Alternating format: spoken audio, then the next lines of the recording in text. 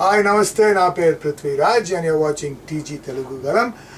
Don't forget to subscribe. విద్యా వ్యాప్తి చదువుల కోసం చందాలు వసూలు ఎంత చేశారో లెక్క అడిగిన తర్వాతే కాంగ్రెస్ పార్టీ జెడ్పీటీసీ ఎంపీటీసీ బీఫామ్లు అడగడానికి మీకు అర్హత ఉంటుందని మంత్రి జూపల్లి కృష్ణారావు అన్నారు. జూపల్లి మాట్లాడుతూ ఆషామాషిగా చెప్పడం లేదు, ఓట్లు అడిగినట్టు ప్రతి గ్రామంలో ఇంటింటికి తిరిగి 100కు తక్కువ కాకుండా చందా వసూలు చేయాలని తెలిపారు. అంతకుముందు పానగల్లో చెక్కులు పంపిణీ చేశారు.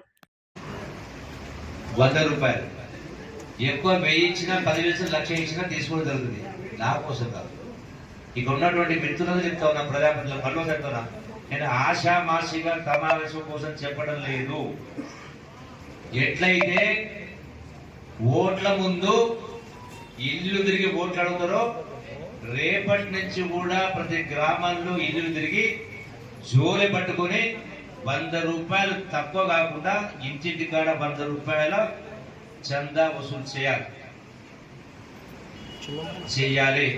చేస్తేనే రేపొద్దున మీరు నా దగ్గరకు వచ్చినప్పుడు మీ ఊరికి ఏ పని కావాలన్నా మంజూరు కావాలన్నా మీకు సర్పంచ్ అంటే సరే సింబల్ లేదు కాబట్టి మీరు కాదు, సర్పంచ్ అయినా ఎంపీటీసీ అయినా ఎంపీ ఎంపీటీ అయినా మీకు టికెట్లు కావాలి, బీఫాలు కావాలంటే కాంగ్రెస్ పార్టీ తరఫున మీరు మొట్టమొదటి మీ గ్రామంలో ఎంత చందాలు వసూలు చేసేది విద్యా వ్యాప్తి కోసం, చదువుల కోసం లెక్క అడిగిన తర్వాతనే మీకు ఆ యొక్క అర్హత ఉంటుంది.